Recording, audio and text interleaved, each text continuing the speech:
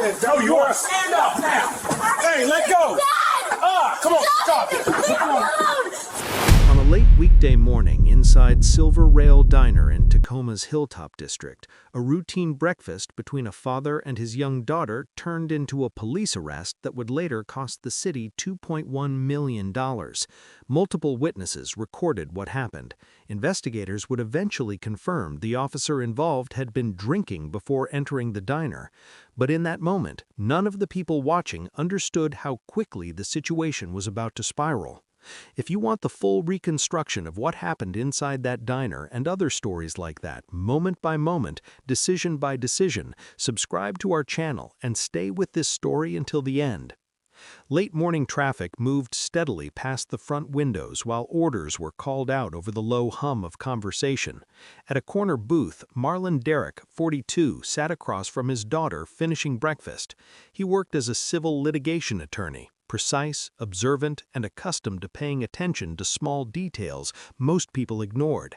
Even off the clock, that habit stayed with him. He noticed exits, voices, tone shifts. It was second nature after years inside courtrooms where a single misstatement could change outcomes.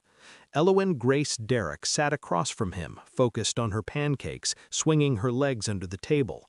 She spoke freely, comfortably, the way children do when they feel safe.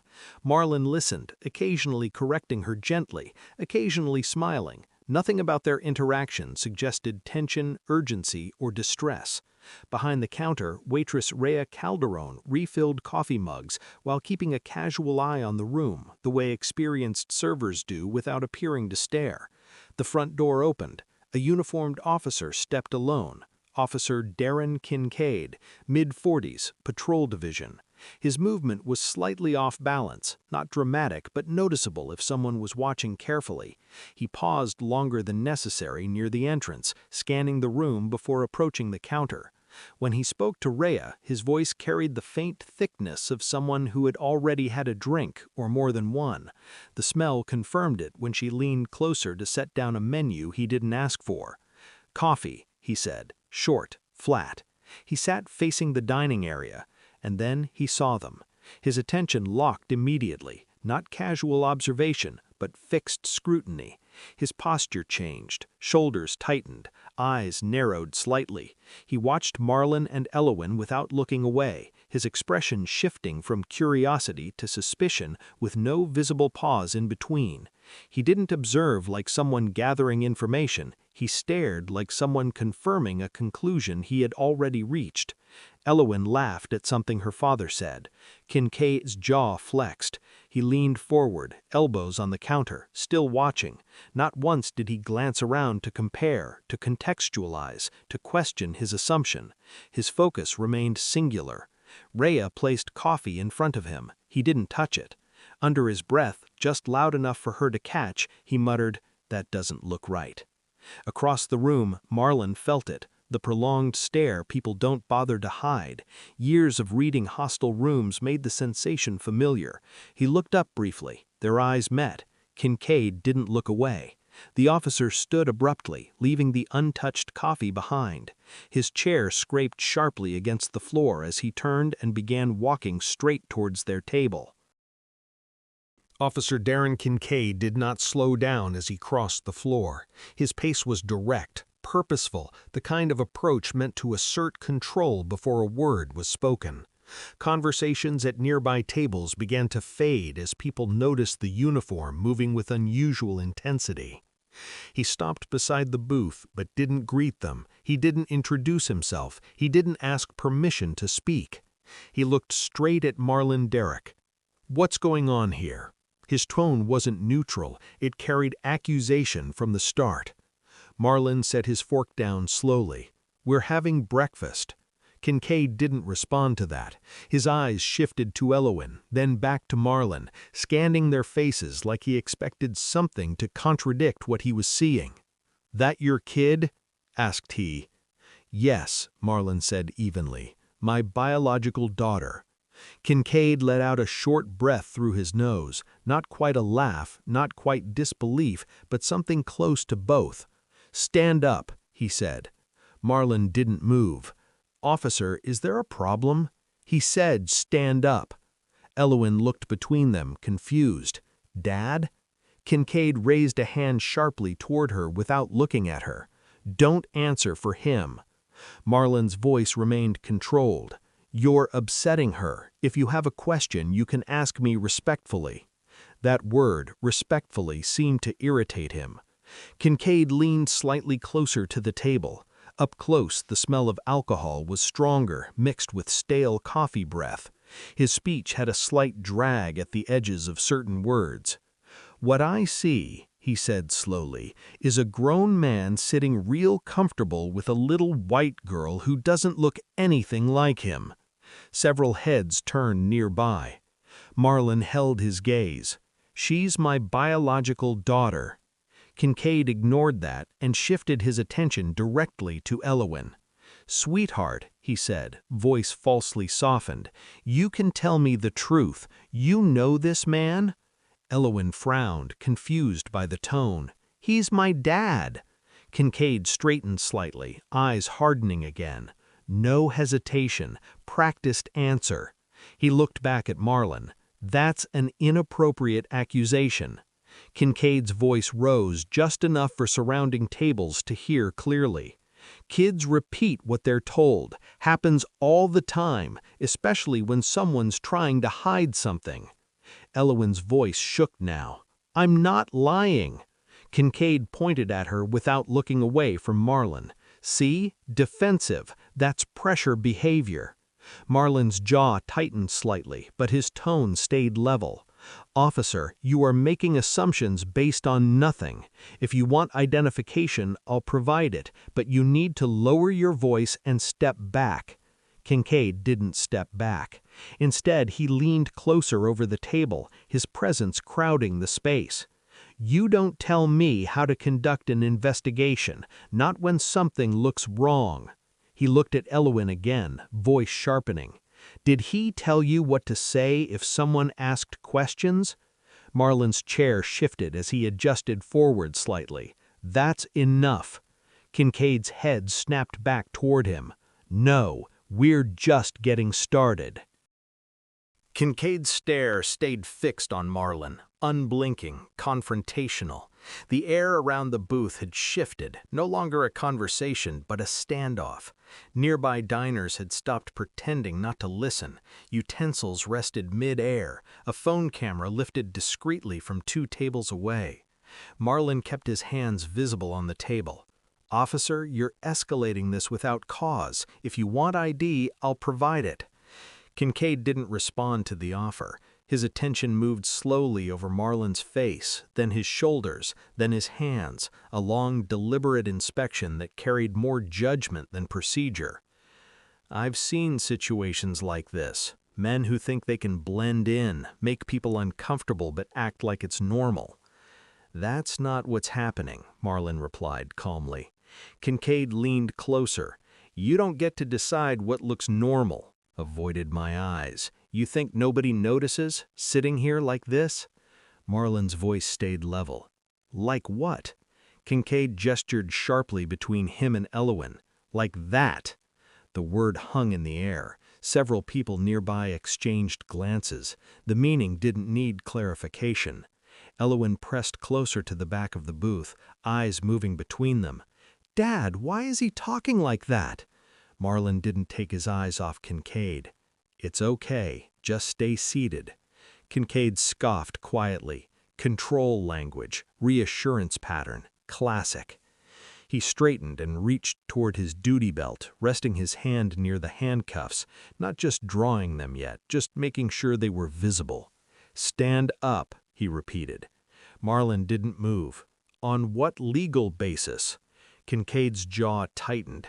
You refusing a lawful order? I'm asking for clarification. That seemed to flip something. Kincaid grabbed the edge of the table suddenly, leaning down until his face was close enough that Marlon could smell the alcohol clearly now, sharp, unmistakable. You don't get clarification, he said quietly. You comply. Elowen's voice rose, panicked now. He didn't do anything. That's my dad. Kincaid turned on her immediately. You stop talking. You've been coached enough. Marlon pushed his chair back slightly, controlled, deliberate. Do not speak to her like that. That movement, small as it was, triggered immediate reaction. Kincaid stepped forward fast, grabbing Marlon's wrist. That's it. Up, now. The contact was sudden, forceful. The booth shifted from the impact. A glass rattled against the table. Marlon pulled his arm back instinctively but did not strike or shove. Do not put your hands on me without cause. Resisting, Kincaid said loudly, as if announcing it to the room. I am not resisting, Marlon replied. Kincaid twisted his arm behind his back in one sharp motion. Elowen screamed, "Stop! You're hurting him!" Chairs scraped as people stood. Someone said, "Hey, take it easy." Another voice, "He's not doing anything." Kincaid ignored all of it. He forced Marlon fully to his feet, pushing him away from the booth. The movement knocked Marlon's hip against the table edge. Silverware scattered onto the floor. "You are being detained pending investigation," Kincaid said, loud, rigid, rehearsed, but his movements were rough, imprecise, fueled by agitation more than control. He pulled one cuff free. Marlon did not struggle. "You are making a serious mistake." Metal snapped shut around his wrist. Elowen was crying openly now, reaching toward him. "That's my dad! You can't take him!" Kincaid secured the second cuff, tightening it more than necessary. "Yes, I can."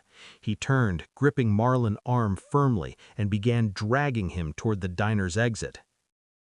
The front door of Silver Rail Diner swung open as Officer Darren Kincaid forced Marlon Derrick through it, still gripping his arm high behind his back.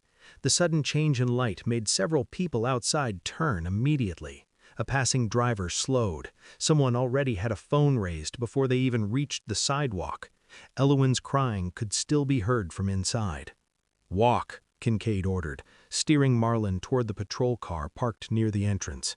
Marlon kept his balance, moving carefully to avoid being shoved off step with his hands restrained.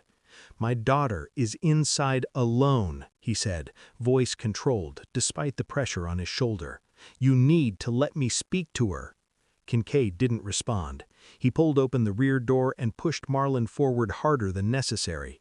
Marlon caught himself against the seat and turned, still composed. "I am not resisting," he said clearly. "You have no lawful basis for this detention." Kincaid slammed the door shut. Through the diner windows, faces pressed close to the glass. Rhea Calderon stood near the entrance, one hand covering her mouth, the other holding the door open as Elowen tried to follow outside. Patrick Loomis stepped in quickly, stopping her from running into the parking lot. She struggled against his hold, crying loudly, pointing toward the patrol car. Kincaid turned away from them and reached for his radio. "Dispatch, one detained individual, possible custodial interference situation, requesting secondary unit." His words were clipped, confident, but slightly uneven in rhythm. The edge of intoxication hadn't faded. If anything, the adrenaline sharpened his certainty. Inside the patrol car, Marlon adjusted his posture slowly, minimizing strain on his wrists. He watched everything: the angle of Kincaid's stance, the witnesses, the phone cameras, the radio transmission wording. Every detail mattered now. Within minutes, another patrol vehicle pulled into the lot. Officer Jonas Worth stepped out, scanning the scene quickly. The crying child, the gathered onlookers, Kincaid pacing near his cruiser. Worth approached him first. "What we got?" "Male subject detained, suspicious interaction with minor, stories not lining up." Worth's gaze lingered on him a moment longer than casual conversation required. Close range made certain things clearer: the smell, the slight flush in Kincaid's face, the tension that didn't match routine procedure. "All right," he said carefully, "let's sort it properly." He walked toward the rear door of the patrol car and opened it. Marlon looked up at him, calm, steady. "My name is Marlon Derrick. I am an attorney. That child is my biological daughter, and your partner just arrested me without probable cause." Worth held his gaze, assessing, measuring. Behind him, Elowen's crying had not stopped. Officer Jonas Worth kept the patrol car door open a moment longer than necessary, studying Marlon Derrick's face, posture, tone. Nothing about him suggested panic or confusion. His breathing was steady, his speech was precise. "Attorney?" Worth asked. "Yes," Marlon replied. "Washington State Bar. My wallet is in my right inside jacket pocket. You can retrieve identification without removing the restraints if you choose to do this correctly." Worth nodded once and reached carefully into the indicated pocket. He removed a leather wallet, opened it, and scanned the contents. Driver's license, Bar Association ID, professional credentials. All consistent, all valid. Worth closed the wallet slowly and looked toward Kincaid, who stood several feet away watching with visible irritation. "His ID checks out," Worth said. Kincaid's jaw tightened. "People carry fake credentials all the time." Worth didn't respond to that immediately. Instead, he turned slightly toward the diner entrance, where Elowen was still crying, her voice strained from repeating the same words over and over. "That's my dad! That's my dad!" Patrick Loomis remained beside her, trying unsuccessfully to calm her down. Rhea Calderon stood just behind them, watching the officers with visible unease. Worth faced Kincaid again. "We need to verify the child's identity before we go any further." Kincaid shook his head once, dismissive. "She's been coached. You saw how fast she answered. That's rehearsed behavior." Worth held his gaze. "We verify anyway." For a brief second, neither man moved. The silence between them wasn't procedural, it was evaluative. One officer measuring facts, the other clinging to assumption. Kincaid exhaled sharply through his nose. "Fine, do it." Worth turned back to Marlon. "Do you consent to us speaking with your daughter directly and confirming documentation?" "Yes," Marlon said, "immediately." Worth shut the patrol car door gently this time and walked toward the diner entrance. As he approached, Elowen rushed forward again, her tears streaking down her face. "Is my dad coming back?" she asked, voice shaking. "I just need to confirm some information, all right? Do you have anything with your name on it? School ID, anything like that?" She nodded quickly, fumbling with a small backpack on the booth seat inside. Her hands shook as she pulled out a plastic sleeve containing a student identification card. Worth examined it carefully. Elowen Grace Derrick. He looked back at her. "And Marlon Derrick is your father?" "Yes," she said, immediately. No hesitation, no glance for approval, just fear and certainty. Worth nodded once. Behind him, Rhea spoke quietly but firmly. "They come in here almost every Saturday morning." Patrick Loomis added, "Never had a problem, not once." Worth turned slowly toward the parking lot. Officer Darren Kincaid was watching from beside his cruiser, arms crossed, posture rigid, but now there was something else visible beneath the defensiveness: uncertainty. Worth walked back toward him, holding the student ID at chest level. "Her name matches his," he said. "School records will confirm the rest." Kincaid didn't respond immediately. He looked past Worth toward the patrol car, then toward the growing cluster of bystanders still recording, then back at the diner door, then at the untouched coffee still sitting inside on the counter. For the first time since entering the diner, he had no immediate accusation ready. Worth spoke again, voice lower now, controlled. "We need to uncuff him." Kincaid's eyes snapped back to his, and the tension shifted again. Kincaid didn't move. Officer Jonas Worth waited, watching him carefully. The request had been clear, procedural, unavoidable. "We need to uncuff him. Worth repeated. Kincaid's posture stiffened. His eyes moved briefly toward the patrol car where Marlon Derrick sat restrained, then toward the diner entrance where Elowen stood clutching her backpack, face still wet with tears. Several bystanders remained recording. No one had left. For a moment, it looked like Kincaid might argue again, might push another accusation, reach for another justification. Instead, he exhaled slowly, jaw tight, and walked toward the rear door of the patrol car. He opened it abruptly. Marlon stepped out carefully once the door cleared, wrists still secured behind his back. He didn't speak. He simply stood upright, composed, waiting.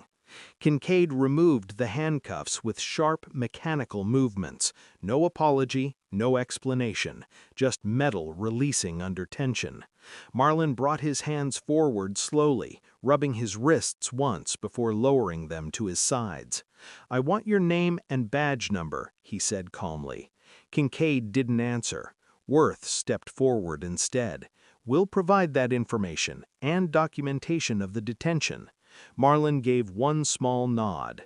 Then he walked past both officers toward the diner entrance, where Elowen ran to him immediately, wrapping her arms tightly around his waist. He held her close, one hand steady on the back of her head. Neither of them spoke for several seconds. Behind them, witnesses were still recording. One voice quietly said, "He never should have been cuffed." Another, "He didn't do anything." Inside the diner, the untouched coffee at the counter had gone cold. What followed did not happen quickly, but it happened thoroughly. An internal complaint was filed within hours. Witness statements were collected the same day. Surveillance footage from Silver Rail Diner, multiple civilian recordings, and body cam audio were all reviewed together. Investigators documented Officer Darren Kincaid's conduct from entry to detention. They also documented the odor of alcohol reported independently by staff and responding personnel. A toxicology screening later confirmed he had been intoxicated while on duty. The arrest was formally classified as unlawful. Additional findings included excessive force, false accusation, and misconduct driven by unsupported racial suspicion. The case moved beyond departmental discipline into criminal prosecution. Officer Darren Kincaid was charged, tried, and convicted. He was sentenced to 7 years in state prison. Separately, Marlon Derrick filed a civil action against the city for wrongful arrest, emotional distress, and violation of constitutional rights. The case concluded with a $2.1 million settlement paid to the Derrick family. Policy revisions followed. Mandatory on-duty sobriety enforcement was strengthened. Bias reporting procedures were expanded. The incident became a documented training case within the department. What began as a routine breakfast ended as criminal conviction, civil liability, and permanent public record. Every step, from assumption to arrest to accountability, was witnessed, recorded, and preserved. And stories like this only matter if people continue to see them, understand them, and learn from them. Today's incident really shows how fast power can be abused and how accountability actually happens when evidence speaks. Subscribe now for more breakdowns, step-by-step reconstructions, and documented incidents you won't hear explained like this anywhere else.